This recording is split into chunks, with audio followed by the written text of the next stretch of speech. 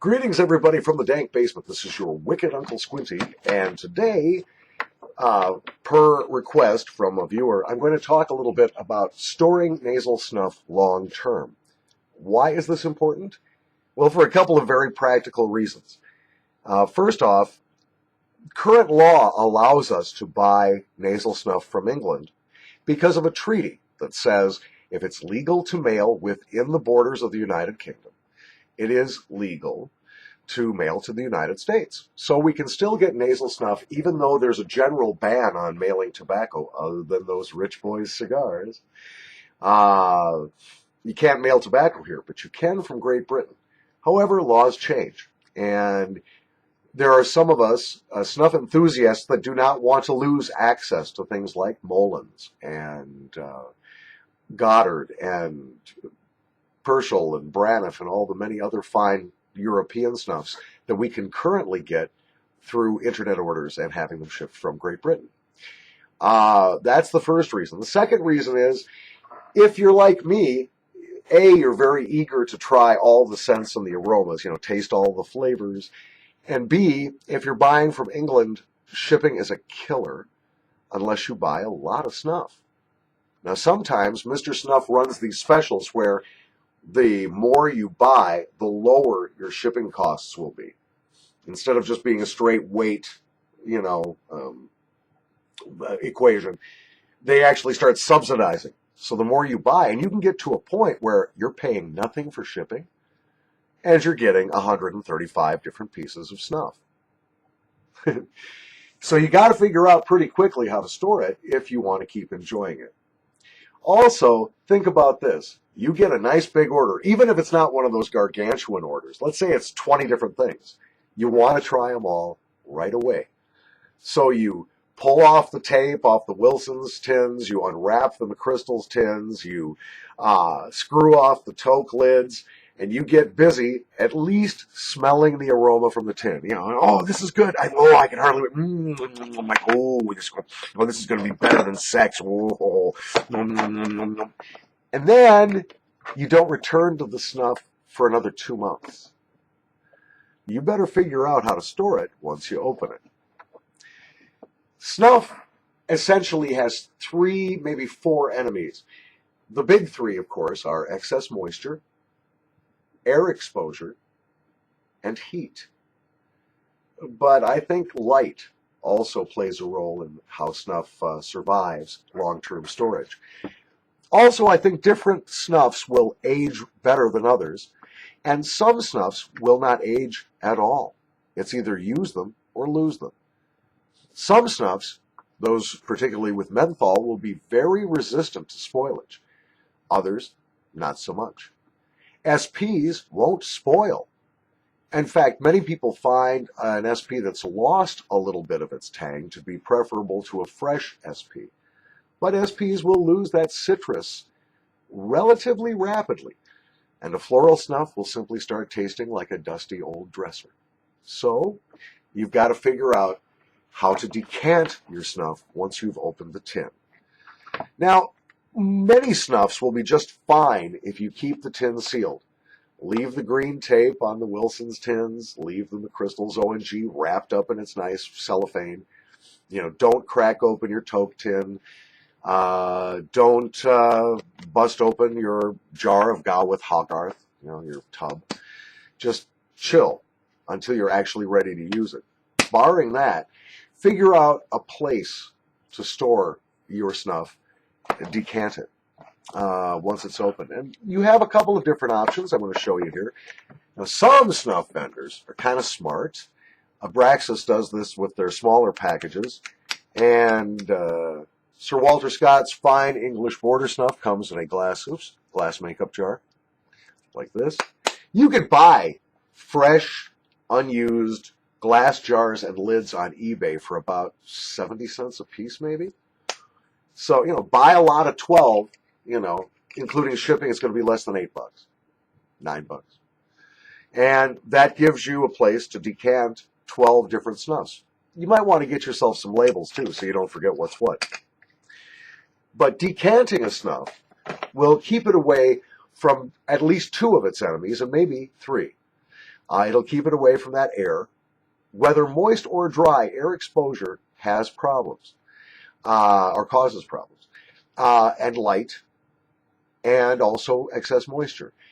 In the case of air, let's talk about that for just a second. Moist air, if it's in a metal tin, can cause some rusting, some reaction over a long time, and will promote spoilage. If anything is going to grow in your snuff, it could only grow with moisture. Now, I think nicotine would be very resistant. Tobacco would be very resistant to many kinds of mold and fungus, but not all of them. And if there's no menthol in there or something else, it might be tougher to keep a snuff at least fresh. Dry air, of course, will simply rob the snuff of its moisture and its scent, its aroma. So you got to keep it from air. So you got it in a jar. Good jar will keep it away from light, air, excess moisture. It's up to you to put it in a cool, dark place so that it doesn't suffer from heat. Now, decanters, other than jars, you've got a couple of things you could buy. You've got your tight vac container. I got these from snuffgear.com. Very expensive for what you get, but they work really well. This little button is a pump that forces air out of this and establishes a very solid vacuum seal, very hard to get apart. Push the button again and work the cover off. This has, well, that still smells marvelous. That's my Anarchali English Rose, Toke Rose mix. It's very, Paul. Get it on. Okay, there we go. Another thing, I got this at a kitchen store. It was like $2.50, $3. It's pretty cool. I don't care. Let me hold this up. You see that? Da-da-da. It's got a gasket. Oh, the gasket is falling off. I gotta wash this. It smells like something. Smells like something you only find in Colorado. Okay. But that was like $2. You get a few of those. You've got a place to decant your snuff. Jars, like I said, the tight bag. Keep your snuff away from air, excess moisture, excess heat, and probably light. And you're going to help your snuff to last longer once the tin is open. In general, store your tins unopened as long as you can in a cool, dark, dry place. Tap boxes. Here's a good example of a couple of tap boxes that these are definitely going to go stale. One of the disadvantages of tap boxes is that because they're designed to be ultimately convenient and very easy to open, they do admit some air. Now, less than you'd think. In the case of the decrawlings boxes, these are fairly well sealed, except at the snuffing spout. But they're taped together, and you know, if you can keep a tap box like this in a Ziploc bag, and then store the Ziploc bag in an airtight container, like a Tupperware or a Wow food storage container, that will help slow down the decay of your snuff and help it last longer. Okay, but it's a reasonable question and not easy to answer. So how long is it going to last? How long can I store my snuff? Yeah, that is really hard to answer because different snuffs will spoil or go bad or go off at different rates depending on their formula and how they're being stored. And, you know, for some snuffs, you might want a little moisture. Not probably very much. Other snuffs you want bone dry and just sealed away from air. Some snuffs, like a menthol, they'll fade. They won't be as strong, but they'll never go bad. Others that don't have menthol might go bad in a couple of months.